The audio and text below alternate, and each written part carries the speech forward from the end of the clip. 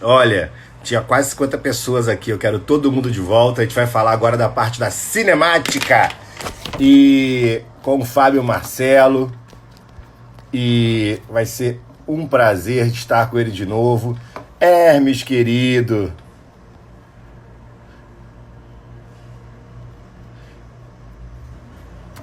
Rafa. Deixa o Fabinho entrar aqui, já voltou. Chama mais gente aí, pessoal. Essa setinha é para isso, tá? Isso aqui não é um congresso científico, mas é uma oportunidade de conversar com um grande mestre, que é o querido Fábio, responder as perguntas. Eu vou falar da parte neurológica daqui a pouco, neurofuncional. Então, eu acho que mais gente merecia ouvir essa live. Chama aí nessa setinha. Quem fez pergunta na outra vez, coloca a pergunta aqui de novo, tá bom? E agora eu acho que responde aí.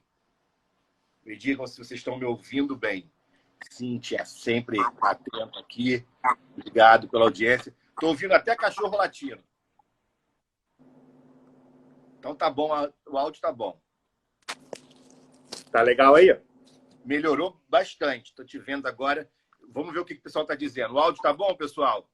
Agora sim, né? Fala mais aí, Fábio. Você está falando da cinemática na reabilitação Então. e que você já está há 20 anos sem causar dor na reabilitação. E repete a história do contrair e relaxar, que pode ter até lesão se a técnica for mal executada por não ter um limiar correto. Fala para mim. Exatamente. Eu já tive, infelizmente, a oportunidade de pegar paciente com revisão cirúrgica, ou seja, teve que fazer de novo o enxerto, por ruptura durante o trabalho de ganho de amplitude de movimento, usando técnica de contrair e relaxar. Ela é errada? Não. Ela causa dor? Causa. Mas se ela for bem empregada, você pode ter o seu resultado. Porém, nunca me conformei em ver o paciente gritando de dor, sentindo dor, e eu criei uma metodologia baseada na cinemática, nos conceitos primários da cinemática, e há 24 anos meus pacientes não sentem dor mesmo. Quem faz meu curso, quem vê, quem trabalha comigo, presencia isso. Muito bem. E aí até estava brincando que eu tenho vontade de fazer, eu não tenho formação nas terapias manuais tradicionais, eu tenho vontade de fazer, inclusive quando eu estava no Fluminense há pouco tempo, alguns anos atrás, conversando com o Palmiro, ele foi lá no meu consultório, fui dar uma camisa do Fluminense para ele, e falei, Palmiro, espera que eu vou entrar lá no Mulligan. Ele, porra, tô te esperando e tal. Pô, não consigo, cara, porque os cursos, as datas nunca batem. Outro dia eu comecei com o Zé Vicente, o Paulinho Moté, também quero fazer o PNF, porque eu acho incrível, mas não consigo por causa das datas. Mas são duas técnicas que eu faria, recomendo para todos. Então, assim... Deixa eu só dar um gancho aqui para você e fazer um anúncio importante. Eu estou trazendo para o Brasil, junto com o Diego Paiva, a FBO, que é a Escola Belga Espanhola de Osteopatia. A gente vai abrir turma esse ano. Então, eu estou aqui depois de doutorado, depois de 20 anos de formado, vou ser aluno dessa escola e estou coordenando. E fiz o PNF até o 4, fiz o Mulligan. Amanhã, por acaso, o Palmiro vai estar batendo um papo com a gente. Então, é muito importante você, além de estudar, saber com quem estudar. Isso é crucial. Exatamente. Então, volta à cinemática. Aí a cinemática ela mudou a minha vida, ela completamente, enfim. E aí a gente faz esse trabalho todo. Então, hoje a gente desbloqueia sem qualquer problema, sem qualquer agressão tecidual. É feito baseado no movimento humano, ou seja, respeitado o movimento, toda a parte de osteocinemática, balanço puro, balanço impuro, todos os conceitos cinemáticos são usados. Então, a gente, independente do tipo de enxerto, do tipo de cirurgia que a pessoa faça, a gente tem como fazer todo esse processo. E aí, não tem muita diferença para mim se a gente tendão patelar, você vai pegar um enxerto de...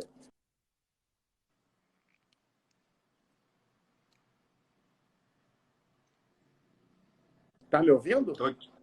Ouvi. Deu uma travadinha, mas você pode continuar, porque porque às vezes trava para você a minha imagem, mas o áudio para as pessoas está bom, tá?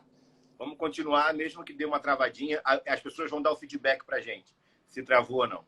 Agora eu estou te ouvindo.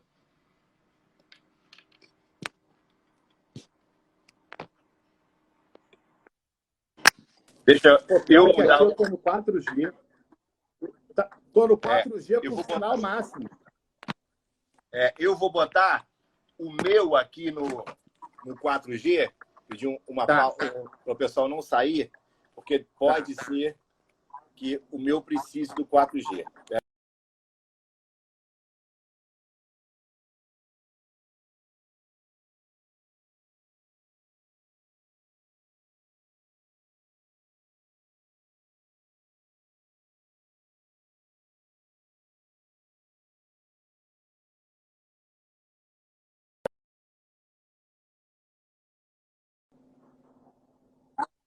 Bem? Ficou bem, estou ouvindo. Botei o meu no 4G. Essa internet está sobrecarregada. Vamos lá. Então, a gente consegue fazer o trabalho, assim, esse início do desbloqueio, que eu acho fundamental, otimizando exatamente por isso. Você pode pegar qualquer paciente, ele pode vir depois de algum tempo, você usando esses recursos e conhecendo vetores musculares, sabendo como o músculo se comporta, a gente consegue restabelecer a amplitude de movimento bem para seguir o processo de reabilitação.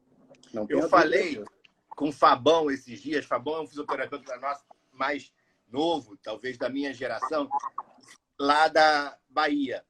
É um amigão. E ele estava dizendo que ele começou a carreira dele de cursos porque as pessoas pediam para ele para ensinar biomecânica sem física, porque as pessoas não conseguiam entender física. Então, ele foi direto para o gesto. Como é que é a sua melhor forma de ensinar biomecânica, Fábio? Olha, eu vou te falar. A forma de ensinar biomecânica, cinesiologia, eu não consigo. Eu até consigo fazer sem a fórmula, né? Mas a fórmula e o esqueleto, as peças, me auxiliam muito. Por exemplo, quando eu vou explicar, eu não quero que o aluno saiba, eu quero que ele entenda. Perfeito. Então, quando eu vou explicar energia potencial elástica, é inevitável, só para você ter uma ideia, é inevitável eu não fazer isso aqui, ó. Uhum. É inevitável. Porque eu explico para ele o que é o X, que aí ele vai entender que cada mola do Pilates tem coeficiente elástico, cada faixa elástica ele vai ter um coeficiente, vai ter um grau de resistência, Uhum. no X, que é a deformação, que vai ao quadrado e é diretamente proporcional à energia. Então, o cara vai entender, se ele esticar muito o elástico, ele gera mais energia armazenada. Isso é um tipo de energia armazenada, não é cinética. Entendeu? Então, eu preciso que ele entenda o que é energia cinética e o que é energia armazenada. E de novo, vezes, só consegue simplificar quem entendeu o complexo, né? Exatamente. Não tem jeito. Não, pressão é igual a força sobre ar. O cara fala, mas Fábio, você não gosta que o cara faça uma meniscectomia e saia andando? Por quê? Isso é tão natural. Como é que eu vou explicar isso a ele? Eu vou pegar a pressão é igual a força sobre área. Eu diminuo a área de contato, eu vou aumentar a compressão, considerando que ele não engordou ou não emagreceu, que a força é igual, que é o peso corporal dele. Então, eu preciso fazer o cara compreender. No momento que ele compreende, ele vai aplicar aquilo para quaisquer situações. Então, usar a física, a forma, tem uma frase, depois eu vou pegar ela aqui, eu até anotei, que ela fala exatamente, se você teve dificuldade em explicar as coisas simples, é porque você não entendeu o contexto. Entendeu? Para mim é muito simples estudar e explicar isso. E eu tenho um feedback muito positivo de quem fez meus cursos, quem foram meus alunos, entendeu? Em termos de prática clínica, de aplicar isso na prática, eu costumo dizer e brincar. Quando a gente discute isso em sala de aula, quando eu dava aula na graduação, ou mesmo em pós, ou mesmo em curso, não tem um tema na cinesiologia, na biomecânica, não tem uma fórmula que você não transforme em aplicação clínica. Então, o meu fortalecimento, por exemplo, Renato, ele é baseado em potência instantânea, potência média, força vezes velocidade, trabalho sobre tempo. Ah, mas que trabalho sobre tempo. Então, por que você faz aquele kick-off, aquele trabalho de velocidade com elástico? Faço trabalho de velocidade porque é potência média, trabalho sobre tempo, trabalho a força vezes deslocamento. Eu tenho a força muscular e estou deslocando. Sem tempo. Sobre tempo. Então, eu jogo com o tempo, são inversamente proporcionais com a potência, e o trabalho é diretamente proporcional. Então, quanto mais repetições eu executar, mais trabalho eu estou fazendo, mais potência eu estou gerando. Então, isso aí eu quero que o cara entenda, porque ele vai aplicar isso em qualquer situação. Eu não gosto de aluno preguiçoso. A preguiça, ela torna o mundo difícil. O mundo já é difícil. Se você ainda é preguiçoso, Fabinho, eu tenho uma vontade muito grande que os alunos, principalmente os novos, entendam que só avalia bem quem aprendeu a avaliar, quem aprendeu a qualidade do que é um teste. Eu venho da ciência básica, então eu sei o poder do que é 1 microlitro num experimento. Então eu trago essa realidade para o meu cliente. Então, eu tenho um zelo com os testes de avaliação. Para o joelho, o que você faz para fazer pré-teste, pós-testes, para saber se você está jogando uma carga ou um tempo excelente, menor, maior? Como você se dosa? Qual a importância desse pré-teste, pós-teste na sua prática clínica? Então, primeira coisa que a gente tem que saber é com quem a gente está lidando. Que paciente é esse? Esse paciente, por exemplo, fez um pós-operatório, qual foi a causa desse problema? Qual é a história pregressa desse paciente? Né? Para você já ter uma ideia, é um atleta, mas às vezes é um atleta que já não tinha qualidade muscular boa. Ele já não vinha. É um atleta que demorou a fazer a cirurgia porque teve alguma complicação da pós-lesão. Às vezes é um paciente que é um atleta recreativo e que escolheu uma data para fazer a cirurgia. Então, tudo isso vai ter a ver, primeiro, com a história dele. Às vezes é a segunda, terceira cirurgia naquele joelho. Então, não dá. Eu não gosto quando a gente conversa em aula, enfim, e que fala assim, no pós-operatório de uma meningectomia, você tem que fazer isso. Não. Essa meningectomia tem que saber que a história dessa meningectomia. Por isso que eu não uso protocolo de forma alguma. Então, o meu pré-teste é um exame, primeiro, funcional, baseado na clínica dele, na história dele, que aí envolve comportamento, como ele se comporta socialmente, psicologicamente, como é que ele valoriza ou não essa dor, entendeu? Então, essa conversa você sente pela prática como é que vai se comportar. Por exemplo, teste muscular, eu tenho dificuldade de entender, muita dificuldade de entender teste muscular manual, porque a carga que a gente impõe de pequena resistência, muita resistência, para mim é complicado. É muito subjetivo. É subjetivo demais. E para mim complica mais ainda quando a gente estuda torque. Cada angulação, a gente vai fazer um teste muscular utilizando o princípio de um exercício isotônico. No momento que eu coloco uma carga, por mais que eu consiga manter a mesma carga, cada amplitude de movimento ele vai variar o seu braço de resistência. Então, vai ser mais fácil em determinado momento, numa extensão do joelho, por exemplo, e mais difícil em outros, especialmente no final da extensão, onde eu aumento muito o braço de resistência dele. Então, que teste é esse? Então, o teste muscular prévio, eu acho complicado se fazer. A minha prática, eu executo, começo a executar as atividades, vou sentindo ele conforme eu vou fazendo o pós-operatório isométrico, isotônico com resistência manual, e eu deixo os testes mais propriamente ditos para poder ver como ele está no andamento ao longo do trabalho dele. Aí eu posso usar ISO inercial, posso usar ISO cinético. O teste manual resistido manualmente, para mim, ele é muito parecido, o teste manual, com exercício ativo livre e ativo resistido. Quando a definição do ativo livre executa o movimento contra a ação da gravidade e o ativo resistido contra uma resistência externa. Eu vou morrer sem entender isso, entendeu?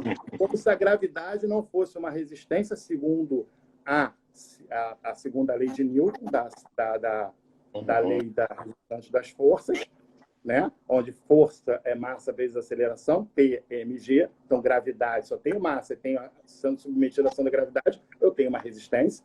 Então, ativo resistido que você executa contra a gravidade e ativo livre e ativo resistido contra uma resistência externa, para mim, é muito complicado entender isso fisicamente, entendeu?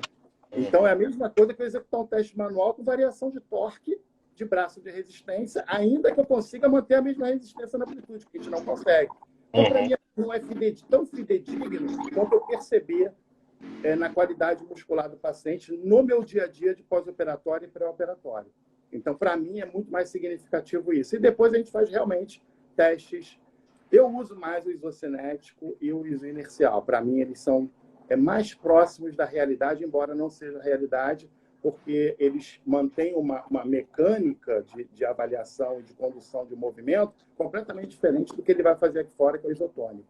Ele faz numa cadeia aberta e a gente trabalha muito fechada. Ele faz com variação, pouca variação de torque e vai fazer aqui com muita variação de torque.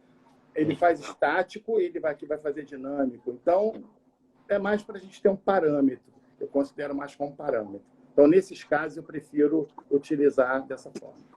Fabinho, uma outra realidade é que a gente tem, às vezes, oportunidades, como você teve a sua, mas se preparou, que tem muita gente fazendo de tudo. Eu sou neuro, eu amo neuro, trato doentes raros, tenho essa vontade de ver a neuro em tudo. E vou me super especializando. Eu acho que a fisioterapia irá para esse caminho, tá? Em algum momento, as pessoas não vão querer pagar para quem faz tudo. Vão olhar e falar assim, ele é bom nisso, ele sabe daquilo. E hoje o fisioterapeuta, infelizmente, tem que aceitar alguns serviços que não está tão bem preparado. O que você diria para quem recebeu um pós-operatório de joelho que não deve fazer? O que é, pelo amor de Deus, não faça isso? O que você diria aí para um jovem que está começando na traumatortopedia com uma lesão de joelho para tratar? Então, ele vem de um pós-operatório. Primeira coisa, identificar qual cirurgia e identificar como foi feita e identificar também a origem, como esse paciente se comportou. Vou te dar um exemplo que talvez responda a isso. Eu estava com um paciente que já era meu paciente, jogador, joga fora do país, e ele fez uma lesão de cruzado anterior, fez uma lesão de ligamento colateral medial, uma lesão grau 2, considerada grau 2, com aproximadamente 60% a 70% de lesão das fibras do LCM, especialmente as fibras superficiais, e causaria uma instabilidade muito grande. Fez também uma lesão meniscal. E a gente fez um pré-operatório com ele. No pré-operatório, por condução natural, eu tentaria ganhar a extensão completa e a flexão completa o mais rápido possível para poder fazer com que fosse para a cirurgia com uma amplitude boa, derrame articular minimamente ou quase que zero e tivesse um bom pós-operatório. Só que, conversando com o médico, ele me falou assim, Fábio, de repente, vai valer muito a pena a gente evitar passar de 90 graus da flexão dele. Porque esse LCM dele, de repente, a gente consegue salvar e nem preciso fazer uma intervenção de reconstrução. Ele tem fibras ali que dá para salvar, porque ele tem a fibra profunda, que se insere entre o corno médio e posterior do menisco medial, e tem boa parte da fibra superficial. Vamos segurar. Eu podia passar, eu tinha qualidade articular, mobilidade articular na translação, a gente percebe isso, para passar de 90. Mas a gente respeitou e não passou. E o que aconteceu? Foi para a cirurgia, não precisou mexer no LCM, voltou a jogar, já está 6 anos jogando. Então, a gente não pode sair fazendo, porque essa sua pergunta é fantástica por isso. Me dá a oportunidade de falar exatamente o seguinte. O cara vem, então vamos ganhar flexão e extensão. Não. Eu tenho que saber que estrutura foi lesada, quais estruturas foram lesadas, qual a importância e função cinesiológica, mecânica, neurofuncional dela, para que possamos intervir com qualidade e ter resultados satisfatórios. Em tese, qualquer pessoa, ou quase todos, faria o quê? Vamos ganhar essa amplitude. né? Mas não necessariamente você tem que... O menos é mais, às vezes, entendeu? Então, é muito importante ele ter consciência de que, às vezes, você ganhar no joelho, a gente sempre preza em ganhar extensão rapidamente. Às vezes, não dá para ganhar extensão rapidamente. Então, o que a gente faz? A gente mantém essa extensão, né? A extensão é um rolamento, Renato.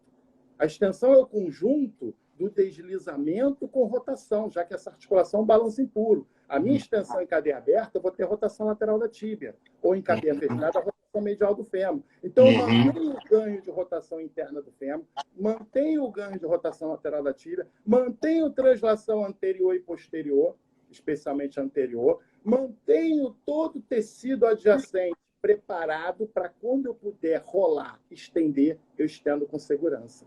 Muito bom. Essa visão integral com uma equipe médica, talvez também com outros membros, né? Um fisioterapeuta falando com um psicólogo, um fisioterapeuta falando com um profissional de educação física, ela é crucial porque o cliente é o motivo principal do nosso estudo. Ele é a estrela. Ele é a estrela, acabou. E a outra coisa, Fabinho, que a gente tem são as modas. E se você não está baseado cientificamente nas evidências cinéticas, funcionais, anatômicas, na experiência, você cai na moda. Eu lembro da moda para o joelho de isquiotibial era o vilão, o mocinho era o glúteo e você não podia fazer rotação. Essas modas vão variando e a anatomia, a biomecânica e a cinesiologia continua a mesma, né? Exato, muito bem colocado. Acrescentaria a neuro, funcional, a parte neurofisiológica, a fisiologia, tudo vai continuar o mesmo. Eu costumo pensar assim, quando saiu, não sei se você soube ou chegou a pegar, porque eu não sou muito bom de tempo, mas para fortalecer o vasto medial, tinha que fazer o finalzinho da extensão com rotação lateral da tíbia. Que aí lembro disso.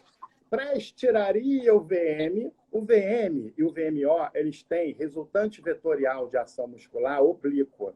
Então, toda vez que você tiver uma resultante de ação muscular oblíqua, ele fará mais de um movimento. E toda vez que essa resultante vetorial for vertical ou horizontal, ele só fará um movimento. Quando a gente fala em movimento, obviamente que o oposto também, se você mudar a contração, concêntrica e excêntrica. Então, como o vasto medial tem uma direção de fibra oblíqua, assim como o VM, eles falavam para rodar a tíbia lateralmente, que aí quando você estendesse, você ia gerar mais energia elástica. Aí, olha, Paulo, olha, Renato, olha como é que é o conceito da física que não me deixou cair nessa. Eu vou explicar o segredo que eu não caí. Quando você faz aquela fórmulazinha que eu mostrei, energia potencial elástica, e você deforma o X, você estica o X, estica o elástico. Está me ouvindo bem? Ouvindo bem. Quando você estica o elástico, você cria uma situação chamada armazenamento de energia. É energia potencial, ela não é cinética. A energia cinética só acontece quando você libera essa energia potencial. Eu preciso de movimentar para liberar. Então, quando você roda sua tíbia lateralmente, assim, quando você pega isso aqui, e vai fazer esse movimentozinho aqui, está sentado, aí você está ficado, roda lateralmente, roda lateralmente para estender completamente. Eu preciso no momento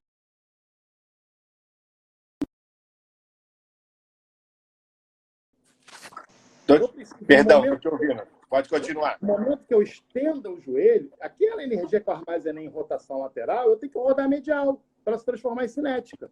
E é impossível, no final da extensão do joelho em cadeia aberta, que eu tenho travamento do joelho, a rotação lateral para ver o travamento, é impossível ela rodar medial. Até pelos vetores. Então, assim, a falta do conceito de energia potencial elástica, de energia cinética, da cinesiologia e da biomecânica, fez com que, durante anos, as pessoas proclamassem isso como uma verdade. É isso. Tem gente dando curso online ainda falando isso, Fábio. Não passou, não. Se a gente, por isso que essa live ela é tão importante e chamar autoridade nos assuntos, porque a pós-verdade está aí, as pessoas não vão na base e ficam ouvindo de quem ouviu, de quem ouviu, de quem ouviu, e o capitalismo está aí para tirar o dinheiro das pessoas. Eu acho que a gente precisa realmente esclarecer e resgatar esses pilares, que o segredo está no conhecimento básico. Eu quero te fazer um outro link agora que é meu. Eu li um artigo recente, e são vários artigos que mostram isso, né? Da mudança do engrama cerebral, da anatomia literal e da função dessa estrutura cerebral de pacientes com bloqueio articular, de pacientes que, ora, não conseguem amplitude de movimento de tornozelo e, ora, não conseguem amplitude de movimento de tornozelo. Tem artigos mostrando também pós-cirúrgico coxofemoral que não retornam ao gesto. Então, esse paciente, por ter tanto tempo de não gesto, o cérebro desaprendeu o gesto. Como você trabalha essa ligação neurocinético-funcional, que você sabe, eu sei que é indivisível no seu cliente? Então, primeiro, a gente, para entender, você sabe bem, quando existe um bloqueio articular, seja ele por qual motivo for, ou até mesmo que a pessoa, tipo um Garrincha, que tinha o joelho em ventania, ele teve que se adaptar para fazer aquilo, né? Eu até costumo brincar. Vai lá e fala para ele, depois de uma avaliação, que você quer cuidar dele e mudar ele, entendeu? Porque ele tem um joelho valgo, outro var, então eu vou ter que cuidar, vou ter que consertar isso. Corrige o desvio dele. Corrige o desvio dele, entendeu? Então, assim, o que acontece? Quando existe isso, existe uma adaptação, não só cinesiológica, não só biomecânica, fisiológica, neurofisiológica, e a parte neurofuncional, obviamente, é indivisível, não tem como. São os pilares da fisioterapia. Não tem como separar isso. Então, o que acontece? A primeira tentativa que a gente faz é dar o mínimo possível de que isso aconteça, tentar restaurar o máximo possível. E aquela sequela que fica, tentar ver, dentro da morfologia dele, da parte morfofuncional, o que pode ser ajustado para que essas adaptações sejam menores possíveis e que isso seja levado a esse novo engrama de uma forma mais sutil, mais suave. Nem sempre você consegue, né? Mas o que a gente faz é tentar entender como é que essas cadeias se correlacionam para diminuir o máximo de compensações. E, obviamente, fazer com que ele tenha, a partir de então, fazer com que essas adaptações sejam minimizados os efeitos nocivos dela. Então, a gente trabalha muito a parte proprioceptiva, muito equilíbrio, muita coordenação motora, muito gesto esportivo, ou não, dependendo da situação. Às vezes, o gesto laboral dele. Por isso que eu falei no início da nossa conversa, que quando eu tive a carta branca, eu tentei não jogar fora, de poder continuar o trabalho na sala de musculação, conseguir levar para o campo.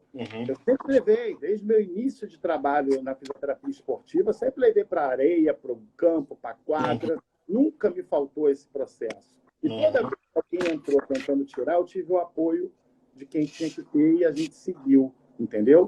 Então, isso causou muitos problemas, inclusive com treinadores, que eram mais retrógrados e não entendiam. Então, o que a gente tenta fazer é uma readaptação através de estímulos, né, para que ele consiga reagir, fazer essa ativação neurofuncional dele, de maneira que ele consiga minimizar. E muitas das vezes ele não vai minimizar naquela articulação. Vai precisar de outras articulações que estejam trabalhando junto. É como se falasse assim, ó, o seu joelho ficou com um bloqueio na extensão final. Eu vou precisar do tornozelo, do quadril associado ao ombro. Perfeito. Um grande dorsal, por exemplo, eu costumo citar isso, o grande dorsal são 4 inserções proximais e fibras. A fibra da crista ilíaca, ela tem uma função extremamente importante no equilíbrio pélvico e no ombro. Porque ela insere lá no sulco do tubérculo menor, né?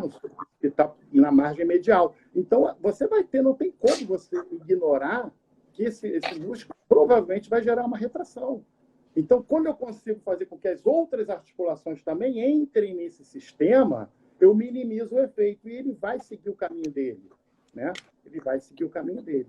Muito bom. Tenho aqui uma pergunta da Camila. Camila é uma fisioterapeuta esportiva e paradesportiva das melhores. Ela está perguntando. Então, a mobilização neural ajuda na recuperação do joelho? Nessa história que tudo se liga a tudo, Fábio? Claro.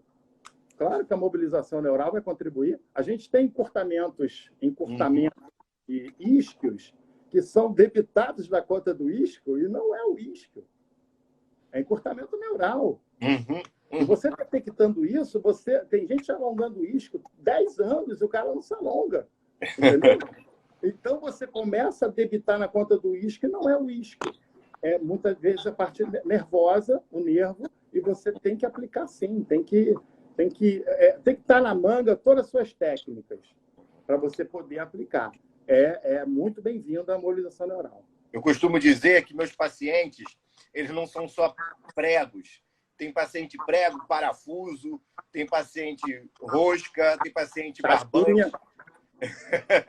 Então, a gente tem que ter cada ferramenta possível. Uma das ferramentas que eu uso muito em traumatortopedia é a fisioterapia, obviamente, mas ela foi consolidada pelo Mackenzie, é o método Mackenzie, né, MDT, e ele trata, assim como vários outros métodos, eu sou totalmente contra métodos que se virem na frente da fisioterapia. Primeiro é fisioterapia, mas os métodos são úteis.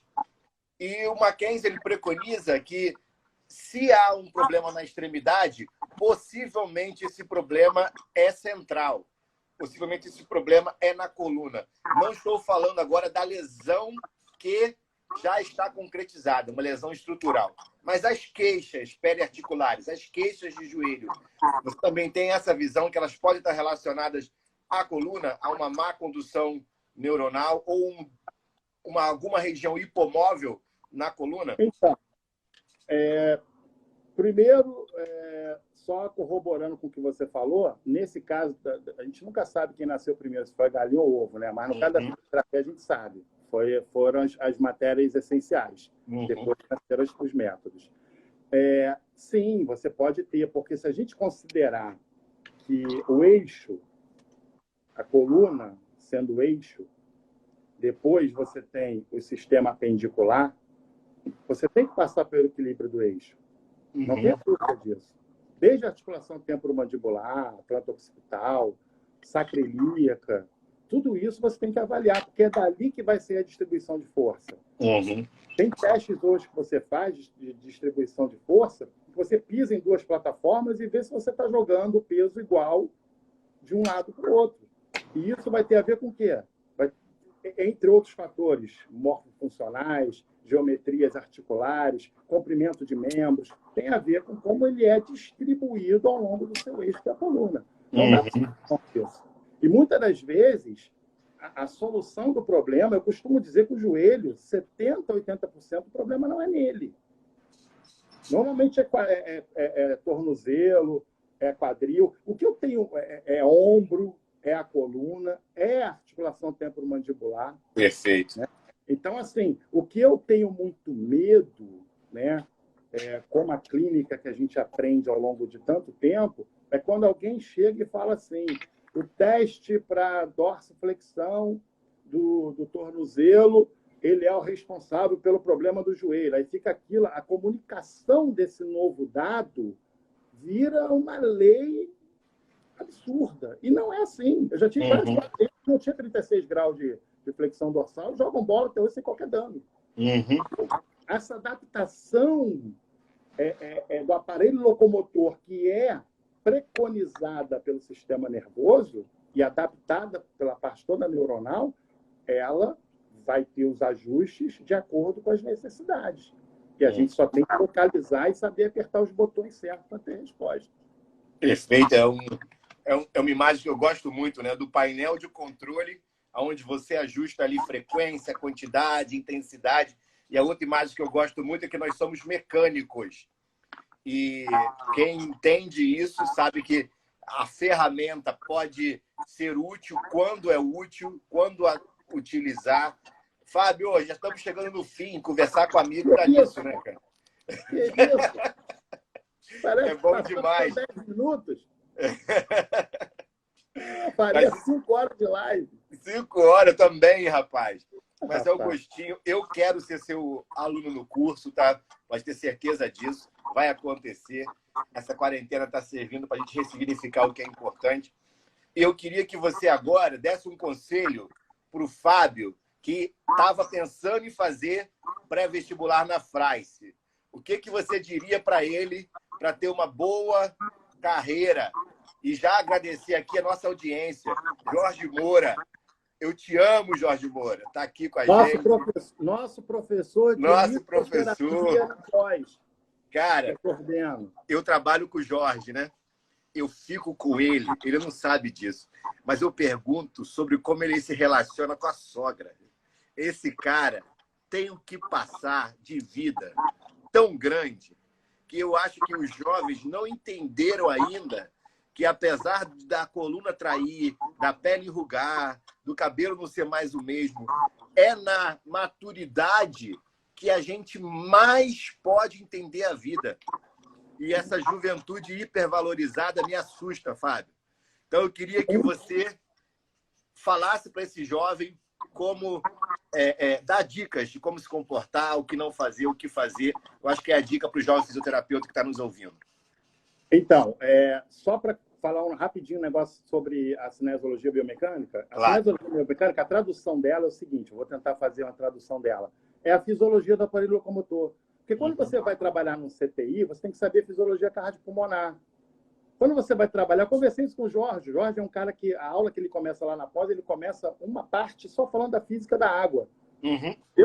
Todas as áreas que a gente atua tem que ter física. E como você entende o movimento humano estudando a fisiologia do aparelho locomotor, que se chama cinesiologia biomecânica. O conselho que eu vou dar para o pessoal vai ser um conselho diferente do que eu vivia, porque eu fiquei muito em dúvida do que eu faria. Tá? Pensei em vários. Comecei como comunicação, fiz vestibular para informática, que era o boom em 85 de informática. Pensei em nutrição, psicologia. Eu queria área de saúde, mas não queria medicina. Eu queria algo que eu pudesse estar mais perto, assim. Como a fisioterapia faz contato nesse sentido de tempo e tal.